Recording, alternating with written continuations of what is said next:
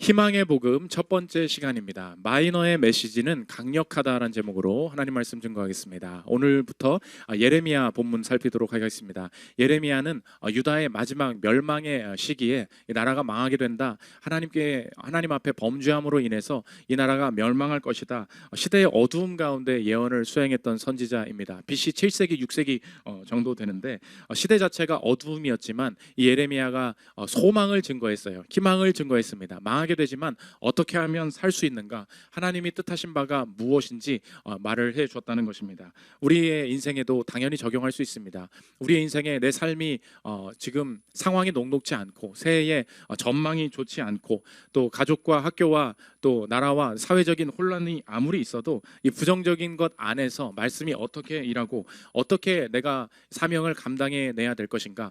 부정적인 것 속에서 소망을 찾는 데에 이 예레미야의 메시지가 적실해진다는 것입니다. 처음으로 우리 예레미야의 등장을 살펴볼 텐데 1장에서 보여주는 핵심 주제는 제야의 인생입니다. 쉽게 말하면 마이너한 인생이에요. 변두리 인생, 마이너한 인생이 어떻게 하나님 앞에 쓰임 받을 수 있을까? 저와 여러분의 삶도 마찬가지 아닙니까? 내가 회사나 어떤 영역에서 인정받는 부분들이 있습니다. 공부 잘한다, 어떤 과목 잘한다, 뭐 이렇게 내 인생에 뭐 학벌이 괜찮다, 뭐 괜찮은 부분들도 있지만 우리 하나씩 다 마이너한 부분들이 있죠. 내 삶에 이게 뭐 능력도 안 좋고 뭐 변두리에 밀려난 부서에 와 있고 내 인생의 마이너한 부분들을 하나님께서 어떻게 다루시며 이 마이너한 것들을 통해서 하나님이 어떻게 자신의 영광을 드러내시는지 살피는 시간 갖도록 하겠습니다. 세 가지로 나눠서 살피겠습니다. 첫째로 살필 것은 마이너의 등장입니다. 예레미야에게 하나님의 말씀이 임했다 기록하고 있습니다. 1절 2절 한번 보십시오. 베냐민 땅 아나돗의 제사장들 중 힐기야의 아들 예레미야의 말이라. 아몬의 아들 유다 왕 요시야가 다스린 지 13년에 여호와의 말씀이 예레미야에게 임하였고. 이거 계속 한번 띄워주십시오. 오늘 예레미야가 누구인가? 오늘 이게 핵심적인 잘 봐야 되는 구절인데 베냐민 땅 아나돗의 제사장들 중 힐기야의 아들이다. 여기서부터 중요한 메시지가 나오게 된다는 것입니다. 일단 베냐민 땅이다. 이 베냐민 누구 땅이에요? 이거 사울의 땅입니다. 그러니까 사울과 다윗의 싸움에서 누가 이겼어요? 다윗이 다음 왕이 되지 않습니까? 그러니까 베냐민은 기본적으로 다윗과의 싸움에서 밀려난 땅이다. 이렇게 볼 수 있습니다. 그러니까 사울에게 정당성도 없고 내가 사울 왕은 아니지만 아무튼간 다윗 왕을 배출해낸 지역은 아니잖아요. 이 지역 자체가 패배감 그리고 밀려난 느낌이 난다는 것입니다. 어떤 나라든지 어느 사회든지 어디 출신이다 이런 거에 대한 선호가 있지 않습니까? 우리 교회는 이상하게 대전 사람이랑 부산 사람만 계속 와요. 어디세요? 대전입니다. 어디세요? 부산입니다. 엄청 멋지게 생겼는데 갑자기 부산 사투리 막 나와요. 그래서 거의 막 한 무대기가 이룰 정도로 이상해요. 그들끼리 막 서로 알아봐요. 혹시 부산 아니냐고. 바로 알아보고 막 친해지고 그런 게 있지 않습니까? 베냐민은 사울 쪽이었어요. 그러니까 뭔가 정당성에 대해서 이게 밀려난 곳이다, 마이너다 된다는 것입니다. 그 다음이 뭐냐?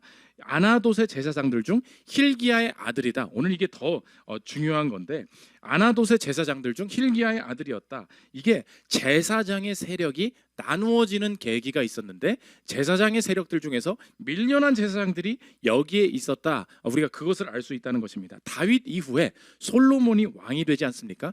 열왕기 상하를 읽어보신 분들은 알 거예요. 사울, 다윗, 솔로몬 이렇게 가야 됩니다. 그런데 다윗 왕 다음은 누가 아들 중에 왕이 돼야 돼? 라고 말을 할 때 다윗 왕이 될 것이냐? 아니다. 솔로몬이 될 것이다. 아니다. 솔로몬이 왕이 아니라 내가 왕이다 라고 하면서 쿠데타를 일으켰던 사람이 있습니다. 그게 아도니아예요. 그러니까 그때 반란이 일어나는데 솔로몬이 왕이냐 아도니아가 왕이냐라는 싸움 가운데 제사장도 라인이 둘로 나눠진 거예요. 여러분이 이해가 안 되실까 봐 표를 가져왔습니다. 한번 이것만 보시면 딱 이해가 돼요. 깊이 들어갈 거 아니고 지금 솔로몬이 왕이냐 아도니아가 왕이냐 지금 싸우고 있습니다. 그때의 제사장이 둘로 나뉘는데 사독 제사장은 솔로몬 편에 섰고 이 아비아달 제사장은 이 아도니아의 편에 섰다는 것입니다. 근데 여러분이 내가 성경을 읽었으니까 알죠? 누가 왕이 돼요? 솔로몬이 왕이 되죠. 그러면 솔로몬이 왕이 되고 이 아도니아는 지금 실패했기 때문에 그러면 이 사람들 여기에 줄 섰던 사람들 다 어떻게 되는 거예요? 낙향하게 되는 거예요. 그러니까 솔로몬이 이 사람들한테 가서 너희들 내가 너 죽이지는 않을게. 근데 저기 가서 살아. 낙향에 가서 살아. 어디 가서 살아? 아나돗 가서 살아. 이제 이해가 됩니다. 열왕기상 1장 7절 보십시오. 아도니아가 이제 나오죠. 스루야의 아들 요압과 제사장 아비아달과 모의하니 그들이 따르고 도우나, 제사장, 그렇지 그 편에 서지 않은 편이 있는 거죠. 제사장 사독과 여호와의 아들 브나야와 선지자 나단과 시므이와 레이와 다윗의 용사들은 아도니아와 같이 하지 아니하였더라. 라인이 나뉘었습니다. 그러다가 이제 이 아도니아가 이 솔로몬에게 지게 되자 이 솔로몬이 뭐라고 하냐, 이 진 사람들 보고 너 다윗 우리 아빠한테 헌신했던 거 내가 인정하고 그거 귀히 여겨줘서 내가 죽이진 않을게. 그런데 어디에 가서 살아라. 솔로몬이 이야기합니다. 이제 이 본문이 이해가 될 거예요. 열왕기상 2장 26절 보십시오. 왕이, 여기서 왕은 솔로몬입니다. 왕이 제사장 아비아달에게 이르되 내 고향 뭐래요? 아나돗으로 가라. 너는 마땅히 죽을 자이로되 내가 내 아버지 다윗 앞에서 주 여호와의 궤를 메었고 또 내 아버지가 모든 환난을 받을 때에 너도 환난을 받았은즉 내가 오늘 너를 죽이지 아니하노라 하고, 지금 낙향했다. 이제 세력에서 밀려났다. 그러니까 아나돗으로 가라. 지금 예레미야가 아나돗 출신이다. 이거 무슨 뜻이에요? 아나돗은 권력에서 밀려난 자들이 있는 곳이다. 권력이 없고 직이 없고 좋은 부서에 가지 못한 자들이 여기 있는 곳이다. 지금 성경이 예레미야의 정체성이 무엇인지를 쭉 일부러 드러내주고 있다는 것입니다. 그래서 예레미야가 어디에 살았냐? 예루살렘, 이 가장 중심, 권력의 중심이었던 곳에 성벽만 보고 자랐던 청년이었다. 존 톰슨이라는 주석가가 이렇게 이야기합니다. 들어보십시오. 예레미야는 아나돗에서 예루살렘 성벽을 보며 자랐습니다. 예레미야는 위대한 수도 안에서 자란 것이 아니라 그 성벽이 보이는 곳에서 자랐습니다. 여기 별로 안 떨어져 있어요. 내가 저 갈 수 있었는데, 저 회사 갈 수 있었는데, 우리가 그런 모습들 아닙니까? 내가 저기 들어갈 수 있었는데 그 옆에서 살아요. 우리 어디서 살아요? 관악구에서 살아요. 관악구는 뭐 붙어 있어요? 서초구의 성벽을 보면서 살죠. 서초구는 옆이에요. 바로 옆이에요. 사당만 지나면 바로 서초야. 그러나 서초 안에 있진 않지만 옆에서 서초의 벽을 보면서 삽니다. 우리가 다 그런 인생이라는 거예요. 내가 여기 뭐 강남이래. 근데 강남에 대기업 빌딩이 있어요. 그러나 어디 다니니? 여기 대기업 그 삼성 건물 옆에 그 중소기업 다닌다고. 우리가 그런 게 보면서 삽니다. 이거 캐슬 아파트 바로 옆에 나 거기 산다고. 우리가 다 그런 인생이에요. 성벽 안에 있는 게 아니라 성벽을 보면서 사는 인생이 예레미야의 인생이었다. 예레미야의 인생을 한마디로 뭐라 그래요? 마이너입니다. 오늘 성경이 그거 말하고 있는 거예요. 오늘 본문은 하나님께서 우리의 인생을 의도적으로 마이너한 인생의 여정이 되도록 만들어 가시는 부분이 분명히 있음을 말해주고 있습니다. 내가 실패해서 마이너된 것인가? 절대 그렇지 않고 하나님께서 의도적으로 내 삶의 모든 여정을 마이너 자체가 내 인생의 정체성이 되도록 이끌어 가시는 과정이 절대 우연이 아니다. 오늘 성경이 그것을 보여주고 있다는 것입니다. 우리의 삶의 이 마이너한 여정을 어떻게 사용하시는지 정리하면 오늘 제목과 같다는 거예요. 마이너의 메시지는 강력하다는 것입니다. 세상적으로 볼 때 내가 누리지 못한 것들이 많이 있죠. 한번 긍정적인 것과 부정적인 것, 메이저와 마이너로 한번 나눠 보십시오. 권력이 있어요. 권력이 없는 사람이 있죠. 좋은 학벌이 있을 수 있습니다. 근데 나는 좋은 학벌이 없습니다. 좀 빼기 좋은 가정에서 태어났습니다. 근데 나는 그렇지 못합니다. 체력이 참 좋은 사람이 있어요. 근데 참 체력이 나쁜 사람이 있습니다. 재능 좋은 사람이 있어요.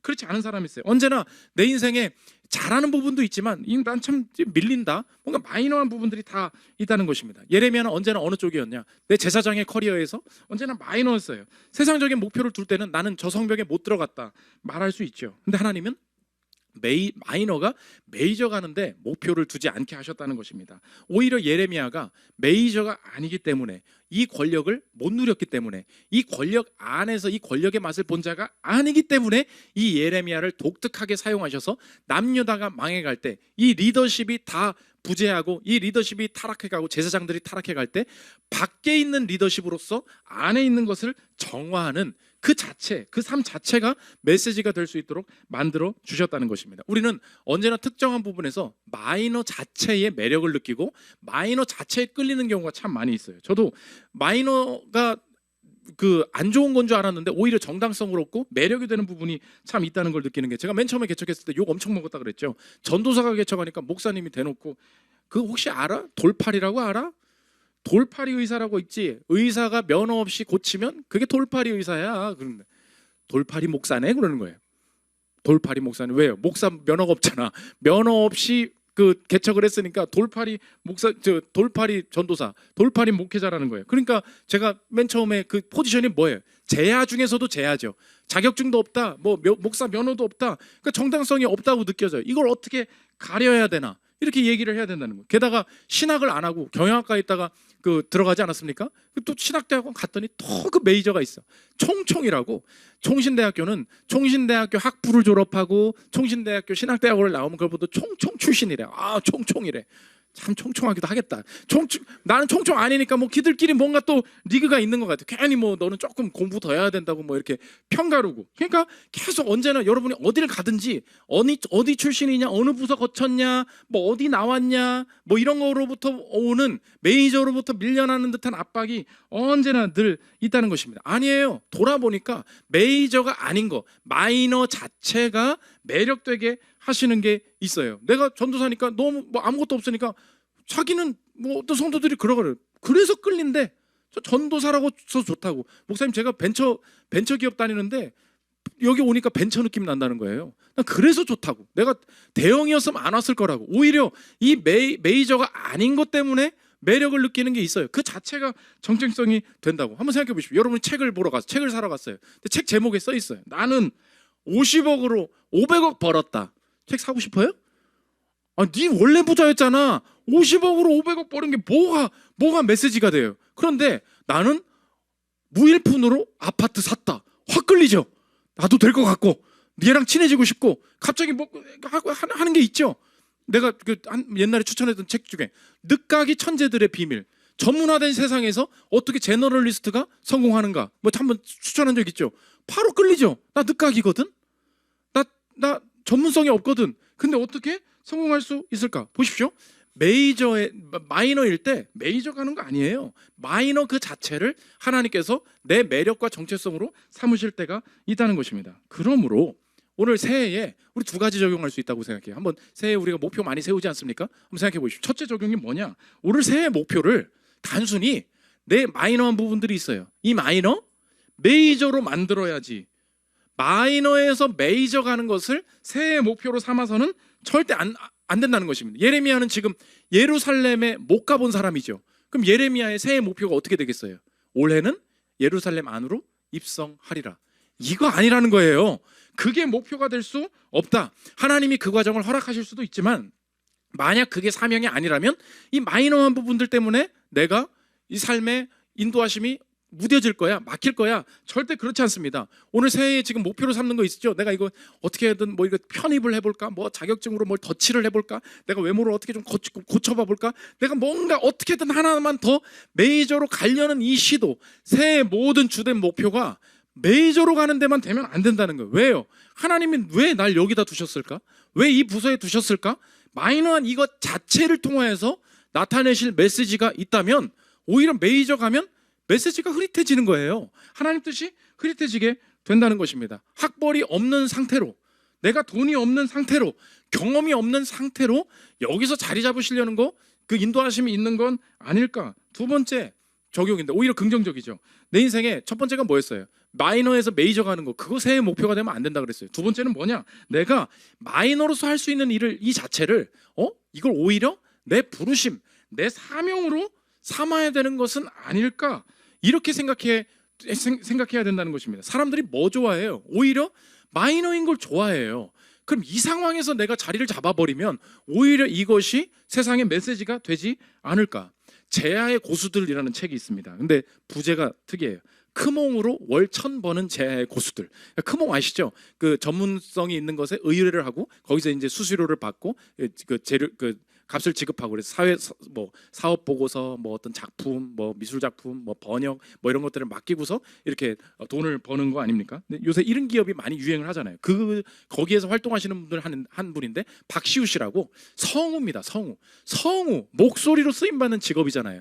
근데 이 목소리로 쓰임 받으려면 메이저의 길이 다 있다는 거예요. 어떻게 해야 되냐? 무조건 성우는 이 예루살렘 안으로 들어가려면 무조건 방송국 성우 돼야 되는 거예요. KBS 성우 몇 기입니다. MBC 성우 몇 기입니다. 옛날에는 여기 들어가면 다 안정성 보장. 왜? 아시죠? KBS에서 뭐 다 외국 영화 더빙해서 옛날에 다 영화 보여줬잖아요. 그러니까 성우가 할 일이 너무 많았어요. 근데 지금은 뭐 성우 다 쓰지도 않고 다 무한 경쟁 시대니까 그때 당시 내가 KBS 들어가려고 MBC 성우로 되려고 그건 노력하는데 시간 낭비했으면 자기 이렇게 못 썼다는 거예요. 근데 이 사람이 그 적게는 월 300 벌고 많게는 월 700~800씩 벌면서 이건 그냥 따로따로 하고 자기 뮤지컬 활동을 또 따로 한다는 거예요. 아니 그래서 어떻게 해서 이렇게 됐습니까? 누적 리뷰가 1600건이 넘어가. 이 사람만 단가가 엄청 세요. 근데 어떻게 해서 이렇게 됐습니까? 그랬는데 내가 미리 메이저 가려고 안 하고 마이너에서 빨리 자리 잡아야지 이걸 오히려 사명으로 하니까 빨리 됐다는 거예요. 이제서야 들어오는 사람들 못 들어온다는 거예요. 그분 인터뷰입니다. 들어보십시오. 박시우 씨가 시작할 때만 해도 40명 정도였다. 크몽에 성우하는 사람이 40명밖에 없었다는 거예요. 그런데 지금 성우 카테고리에 등록한 전문가 수가 무려 1,000명이 넘는다. 진입 장벽이 낮은 탓에 경쟁이 더 치열해졌다. 경쟁이 심하다 보니 신규 성우는 한 건에 5,000원을 받고 작업을 해주는 경우가 많다. 크몽에서 잠재 고객의 눈에 띄려면 무엇보다 좋은 후기를 많이 쌓아야 하는 까닭이다. 이제 성우 전문가는 오래 버텨야만 성공을 기대할 수 있는 영역이 된 것으로 보인다. 박시우 씨 스스로 좋은 타이밍에 남들보다 빨리 시작한 것이 유일한 성공 비법이라고 말하는 것도 이 때문이다. 이분이 선택했던 길이 뭐예요? 빨리 내가 마이너인 게 명확해요. 한 게 뭐예요? 메이저로 가야지.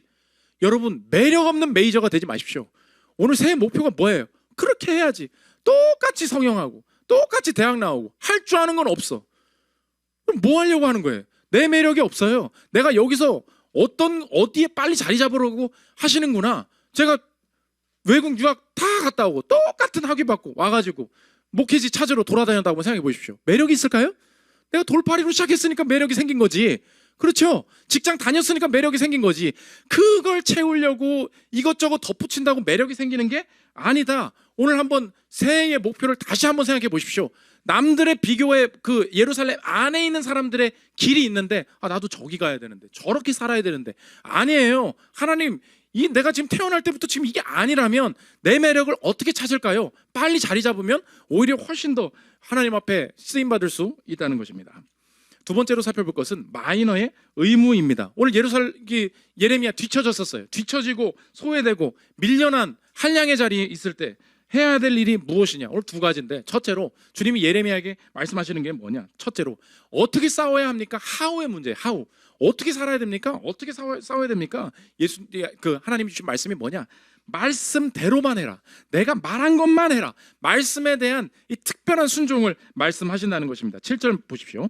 여호와께서 내게 이르시되 너는 아이라 말하지 말고 내가 너를 누구에게 보내든지 너는 가며 내가 내게 무엇을 명령하든지 너는 말할지니라. 이제 그 회개하지 않는 예루살렘 안에 있는 지도자들과 백성들을 향해서 말을 해야 되는데 너는 절대 두려워하지 말고 내가 말한 말만 그대로 해. 그럴 때에 자꾸 이 예레미야가 딴 생각할 것 같은 거예요. 그러니까 하나님이 이 예레미야한테 훈련을 시키기 시작합니다. 두 가지 환상을 보여주는데 첫 번째 환상을 보여주시는 거예요. 딱 환상을 보는데 이 환상이 뭐였냐? 살구나무였던 거예요. 살구나무 환상이다. 아니 살구나무를 왜 보여주십니까? 이 살구나무는 원래 아몬드 나무예요. 아니 목사님 그 아몬드 나무지 왜 살구나무라고 썼습니까? 우리나라 사람들이 번역을 할 때 우리나라에 없는 거를 표현할 수가 없는 거야. 우리 아몬드는 지중해에서 자라요. 지중해. 그리고 근데 살구는 중국에서 들어왔어. 그러니까 아몬드 나무 쓰면은 아무도 아몬드를 이해를 못 하는 거예요. 근데 살구 열매랑 아몬드 열매랑 되게 비슷해. 여러분 나도 검색해봤어. 네이버에 검색해봐요. 되게 비슷한 거야. 그러니까 갖다 쓴 거예요. 여러분 성경 읽으면서 이상한 거 못 느꼈어요? 검은고를 치면 찬양. 아메리칸이 검은고 이거 알아? 진짜 검은고 그게 아니에요. 이해 아시겠죠? 하프를 알 리가 있나? 우리가 그럼 모르잖아요. 그러니까 검은고라고 그 당시에 바꿔 쓴 거라고 마찬가지예요. 지금 살구나무 환상이다. 아몬드 나무 환상이라는 거예요. 우리나라 사람들이 아몬드를 모를 때, 근데 아몬드를 딱 봐요. 근데 하나님이 예레미야한테 물어보시는 게 뭐예요? 이게 뭔지 말해봐. 이렇게 말씀을 하셨다는 것입니다. 11절 보십시오. 여호와의 말씀이 또 내게 임하니라. 이르시되 예레미야야 내가 무엇을 보느냐 하시매 내가 대답하되 내가 살구나무 가지를 보나이다. 여호와께서 내게 이르시되 내가 잘 보았도다. 이는 내가 내 말을 지켜 그대로 이루려 함이라 하시니라. 계속 한번 띄워주십시오. 예레미야야 내가 무엇을 보느냐. 그럼 이게 대답을 해야죠. 너 지금 보이는 게 뭐야? 말해봐. 이렇게 하니까 네 아몬드 나무요 이렇게 말을 할 거 아니에요. 근데 이 아몬드 나무의 그 히브리어가 뭐냐? 샤케드예요. 샤케드. 그러면 너 뭘 보고 있니? 그러면 샤케드 이렇게 하겠죠. 애기처럼 샤케드 이렇게 하겠죠. 예수님 하나님이 하시는 말씀이 뭐냐? 잘했어. 이렇게만 해. 알았지? 자 보이는 게 뭐야? 샤케드. 이 말만 해. 잘했어. 이렇게만 하면 되는 거야 라고 하면서 하나님이 뭐라고 말씀하시냐? 너 지금 샤케드라고 말했지. 네가 지금 말 그대로 한 것이 그대로 이루어질 수 있도록 이 말이 절대 헛되이 성취되지 않도록 내가 이 말을 보고 있어. 이 말이 뭐냐? 쇼케드예요. 지금 하나님이 워드프레이를 하고 계신 거예요. 지금 보이니? 뭘 보이니? 샤케드. 잘했어. 그렇게만 해. 샤케드라고 말만 하라고. 샤케드라고 하면 이 말이 그대로 이루어질 수 있도록 쇼케드. 내가 보고 있을 거야. 내가 지켜볼 거야. 이 말씀이 그대로 실행되는지 내가 감독하고 있을 거야. 너는 샤케드라고 말만 해. 그러면 쇼케드. 나는 계속해서 이 말씀을 이 말을 네가 한 말을 지켜서 이루어지게 할게. 그러면 예레미야 입장에서 어떻게 하겠어요? 분명히 예레미야 앞에는 그 아몬드 나무 하나 있었을 것 같아. 볼 때마다 생각나겠죠. 하나님 뭐라 그랬어요? 샤케드. 이 말만 하라고. 이것만 하라고. 하나님께서 이 단순한 순종을 통하여서 이것만 하면 내가 이것을 쇼케드 지켜서 이 말이 이루어질 수 있도록 나머지는 내가 다 알아서 하겠다. 여러분에게 적용할 수 있죠. 내 인생 마이너예요. 능력이 없습니다. 연약해요. 밀려나 있습니다. 어떻게 쓰임받아요? 내 인생이 메이저로 가야지. 이게 뭐예요? 개선이죠. 개선. 외적인 것이 개선되면서 내 인생이 열리지 않는다는 거예요. 그럼 내 인생은 어떻게 이길 수 있느냐? 내게 주신 특정한 말씀의 실행, 그거 하나로 족하다는 거예요. 오늘 많은 걸 물어보시지 않으셨어요. 예레미야한테 맨 처음 훈련하시는 게 뭐예요? 보이지? 뭐야? 읽어봐. 샤케드. 이것만 하라고. 이것만. 그러면 충분해. 근데 우리 인생에 지금 내 인생의 미래, 올 한 해를 볼 때 내 인생이 자꾸 무너지는 게 뭐예요? 할 게 많죠. 제발 신경 끄라고. 그건 내가 알아서 해. 목사님 회사가 흔들려요. 학교가 막 되게 불안해요. 지금 뭐 정책이 바뀐대요. 막 나라가 불안해요. 그거 신경 쓰지 말라고. 너 이거 뭐야? 읽어봐. 샤케드. 그거면 좋게. 믿으십니까? 하나님께서 내게 주신 오늘 올 한 해 뭐 할 거예요? 그 학교 다녀야 되죠. 그 공부해야 되죠. 이 일 하나님께서 맡기신 거 있지 않습니까? 하나님께서 이 일을 어떻게 하기를 원하시나 내게 주신 마음이 있어요. 그거 해. 그것만 제대로 하면 내가 나머지는 다 알아서 할게. 그러면 하나님께서 내게 주신 말씀에만 순종을 하고 외적인 개선은 하나님이 다루실 영역이고 이것 때문에 영향받지 않는다는 것을 나를 훈련하시기 위해서 그럼 여러분 올 한 해 예상할 수 있죠. 어떤 환경으로 여러분의 인생을 몰아가시겠습니까? 하나님이 개선의 여지가 없어 보이는 상황 속에서 순종할 수 있는 훈련을 시키신다는 것입니다. 이해되세요? 이거 해봐야 뭐해? 이런다고 되겠어? 라는 곳으로 하나님이 인생의 여정 가운데 어느 순간 그쪽으로 몰아가실 때가 있어요. 그때가 어떤 순간이냐? 하나님이 외적인 개선이 없어 보여도 이 말씀 이것만 해. 보여? 따라해봐. 샤케드. 이것만 하라고. 이것만. 나머진 내가 할 거야. 이거 하는 법을 배워야 돼. 이걸 했을 때 나머지 내 삶의 길이 열린다는 거. 그거 순종하기 위해서 나의 인생을 하나의 순종에 집중하게 만들어 가시는, 근데 외적인 개선이 안 일어나. 거기로 몰고 가신다는 것입니다. 그럼 여러분의 인생에 개선의 여지가 없어 보이는 상황에서의 순종이 뭐냐? 내가 몇 가지 예를 가져와서 한번 들어보십시오. 아무 가능성이 없어 보이는 내 자녀에게 친절히 대답하기. 절대 안 될 일이죠. 이런 걸로 몰고 가신다고. 성도가 너무 적고 반응이 없는 어려운 교회에서 목회하기. 그죠? 하나님이 그렇게 읽고 가주신다고. 반응하지 않을 것 같고 눈 안 마주치는 학생 사랑해 주기. 절대 안 될 일이잖아요. 카톡 읽고 대답도 안 하고 선물 받고 감사하다고 말도 안 하는 지인에게 또 선물하기. 안 되죠. 해봐야 알아주지도 않는 업무 성실하게 수행하기. 날 무시하기만 하는 남편과 아내 끝까지 사랑하고 섬기기. 회사에서 끝까지 인사 계속 씹고 넘어가는 사람한테 계속 인사하기. 절대 안 될 일이죠. 근데 이상해요. 하나님이 외적인 개선이 없는 상황으로 쫙 몰고 가신 다음에 환상 보여주신다고. 이거 뭐야? 읽어봐. 샤케드. 잘했어. 이것만 해. 이것만 하라고. 그러면 내가 쇼케드. 다 보고 있어. 다 이루어지는지 볼 거야. 여러분 거기서 내 인생의 개선, 메이저로 가려고 어떻게 환경 좀 바꿔 봐야지. 그렇게 바뀌지 않습니다. 오늘 어떻게 싸워? How? 어떻게 싸우라고요? 내게 주신 특별한 말씀 하나 붙드는 거예요. 그것만 붙들고 있으면 하나님께서 다른 거 보지 말고 이거 무엇이 보이느냐? 샤케드. 이 한마디 말 때문에 모든 다른 부분들이 열리게 될 것이다. 오늘 성경이 그것을 보여주고 있다는 것입니다. 두 번째, 우리가 어떻게 싸우냐? 하우에서 뭐였어요? 말씀으로 싸운다. 다른 외적인 개선 때문에 이게 되는 게 아니다. 한 가지 순종에 개선의 여지가 보이지 않는 순종에 집중하게 하시는 훈련. 예레미야를 지금 하나님이 훈련시키시는 거예요. 왜냐? 유다가 안 바뀔 거거든. 유다의 마음이 안 바뀔 것처럼 보일 거라는 거예요. 그때 포기하지 말고 내일을 계속하라고. 하나님이 일하고 계신다고.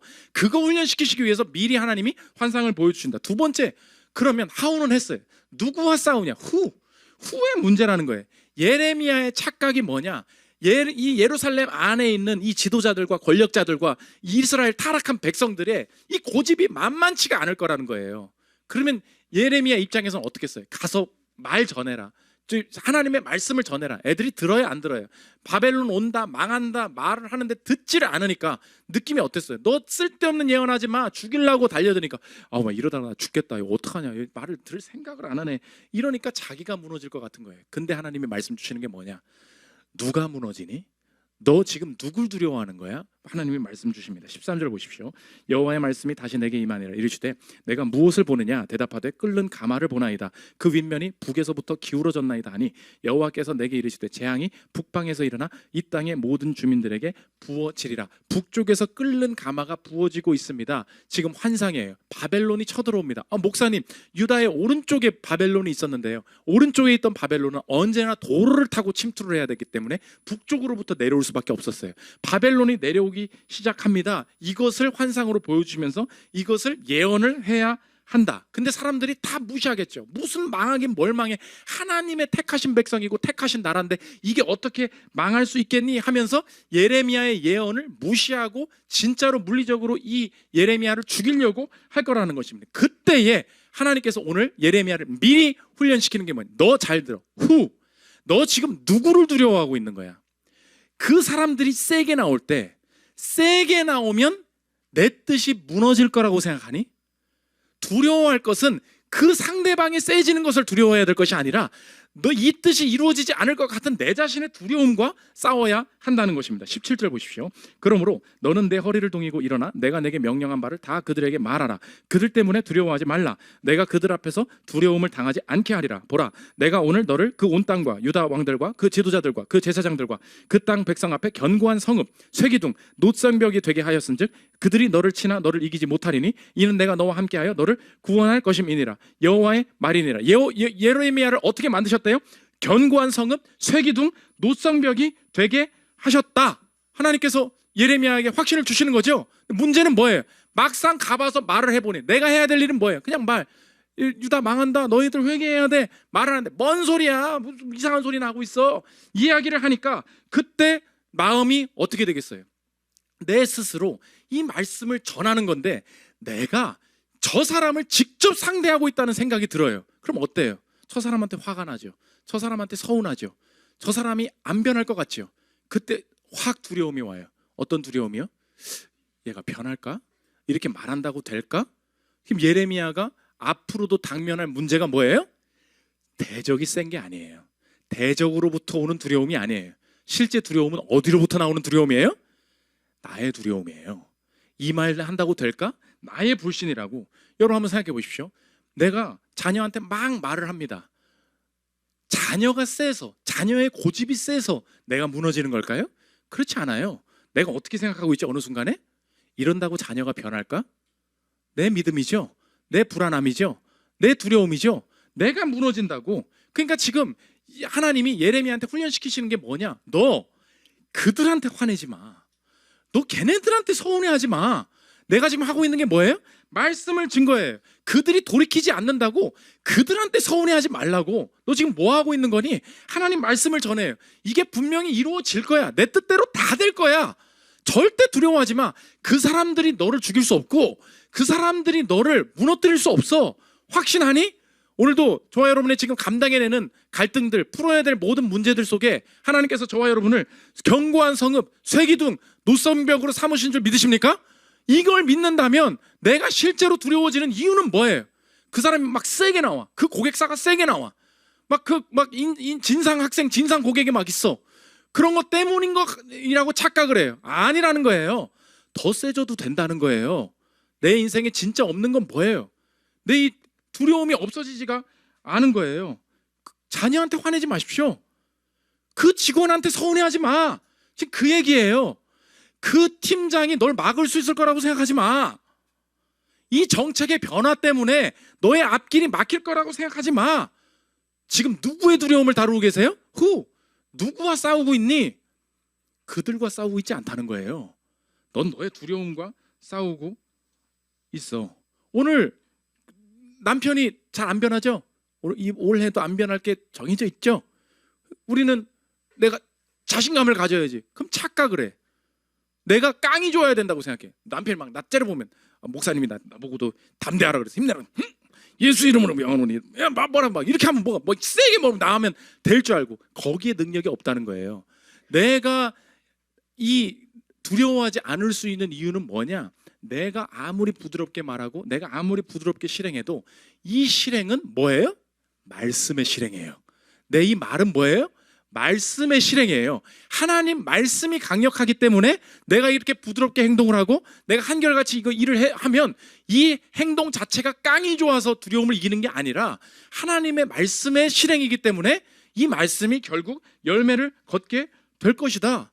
거기서 두려워하지 않게 된다는 것입니다. 저도 그 유튜브 같은 데 보면은 우리 교회 점점 뭐 우리 교회 설교를 따다가 뭐 어디서 쓰기도 하고 막 인스타에도 올리고 유튜브에도 올리고 이렇게 그런 분들이 이렇게 좀 이렇게 생기기 시작했어요. 좋은 일이죠. 말씀의 그 은혜를 받아서 이걸 공유하고 싶은 컨텐츠 제작자들이 늘어나나 보다. 문제는 뭐냐? 우리 교회 댓글은 다 막아놨거든. 뭐 설교에 뭘 댓글을 달어. 근데 거기는 안 믿는 사람들도 들어오고 하니까 막 댓글이 달리지 않겠습니까? 나 처음에 그걸 몰랐지. 근데 들어가 보고 싶잖아요. 그죠? 뭐 이렇게 뭐 아무튼간 보고 안 봐야지 가끔 들어가 보고 싶잖아요. 그럼 가면 아니나 다를까 저 사람 말이 왜 이렇게 빨라?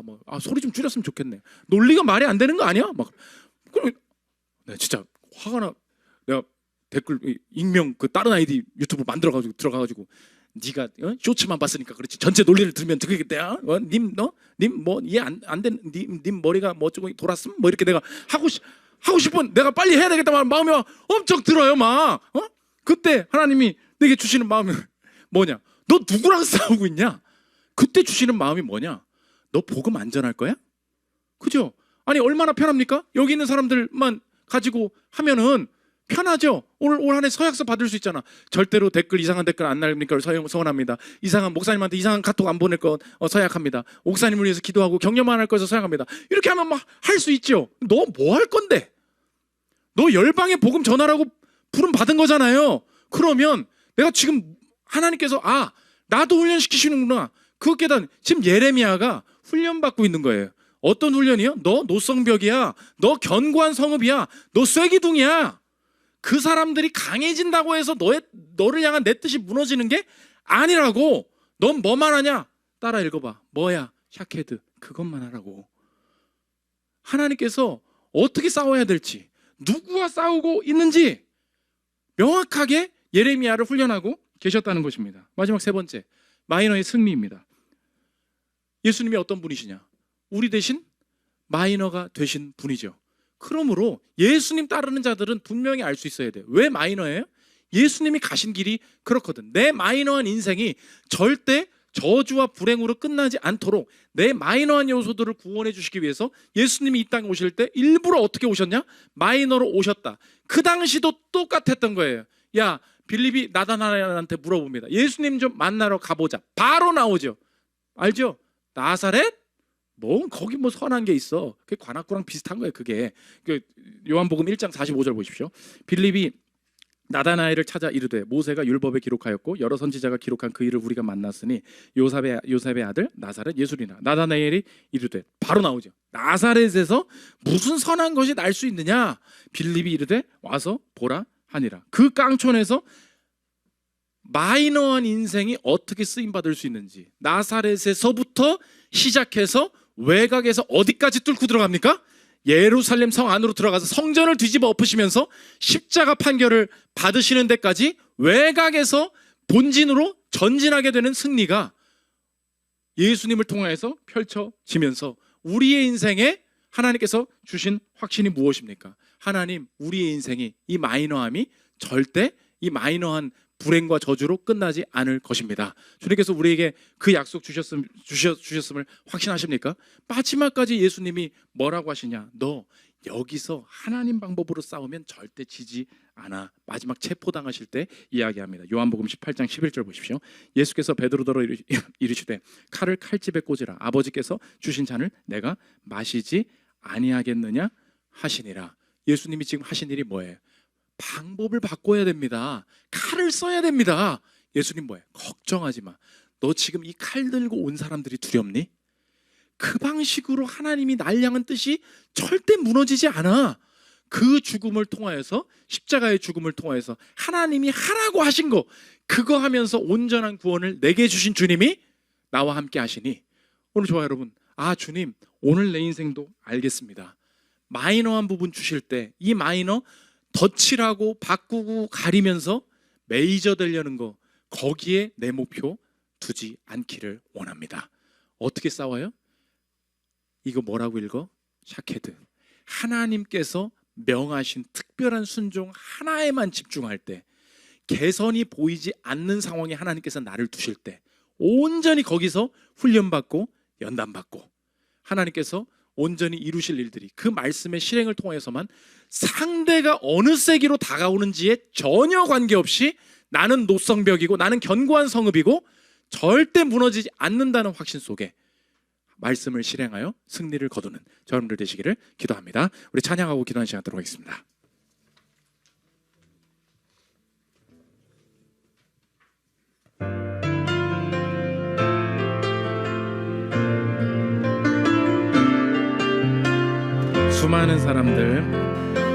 수많은 사람들 주를 따르네.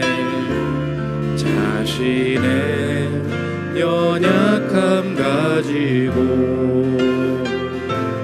수많은 눈물의 시간 속에서 믿음으로 주를 보내. 주의 영원한 사랑으로, 주의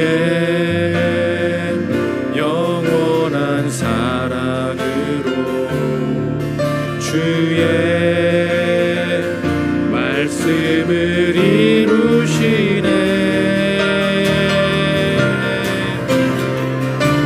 삶의 모든 문제들 나를 힘겹게 해도 포기하지 않는 오늘을 살아내리라.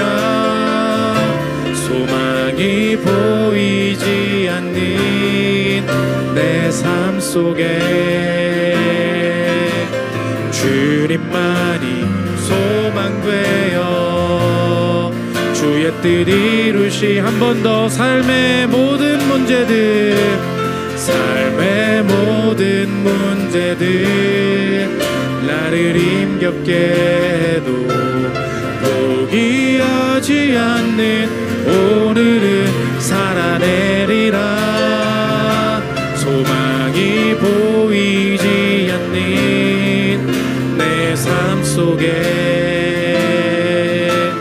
주님만이 소망되어 주의 뜻 이루시리라. 주간 공동체 기도 읽고 기도하는 시간 갖도록 하겠습니다. 우리 주보와 PPT에 나와 있습니다. 설교 요약입니다. 우리 한 주간의 기도 제목으로 삼았으면 좋겠습니다. 함께 읽겠습니다. 시작. 세상이 인정하는 주류에 들지 못했다고 결코 낙심하지 않게 하소서. 새해의 목표를 마이너에서 메이저 되는 것에 두지 않게 하소서. 마이너로서 할 수 있는 일들이 내 인생의 독특한 사명이 되게 하소서. 하나님이 보여주시는 그대로 말하고 말씀하시는 그대로 행하게 하소서. 외적으로 개선되어 가는 상황에 희망을 걸지 않게 하소서. 가능성이 없어 보이는 곳에서도 말씀대로만 실행하는 훈련을 성실하게 통과하게 하소서. 나는 나의 대적들 때문에 결코 무너지지 않을 것입니다. 그들이 무서운 게 아니라 내 내면에 두려움이 있는 것입니다. 그들과 싸우지 않고 내 자신과 싸우기 원합니다. 나의 믿음 없음을 도와주소서. 마이너한 나사렛에서 가장 큰 일을 행하신 예수님을 구주로 삼았으니 마이너한 나의 인생에도 승리를 허락하소서. 기도 제목 놓고 기도하는 시간 갖도록 하겠습니다. 기도하겠습니다.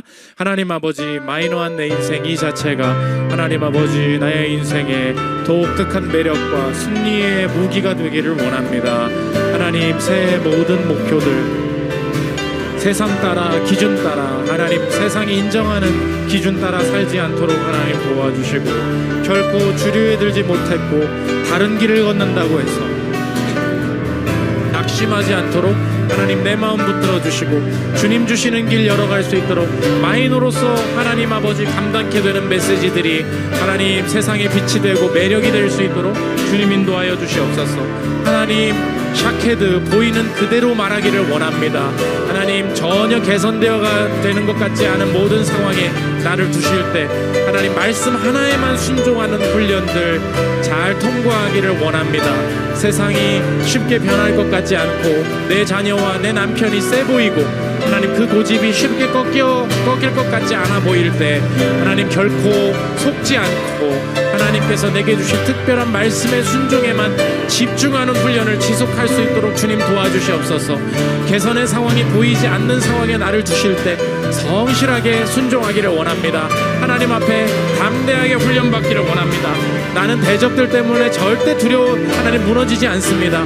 상대가 두려운 것이 아니라 내 자신의 두려움이 있는 것입니다. 하나님의 말씀이 하나님 절대로 무너지지 않을 것입니다. 그의 뜻이 온전히 이루어질 때까지 자신감 가지고 전진할 수 있도록 인도하여 주시옵소서. 삶의 모든 문제들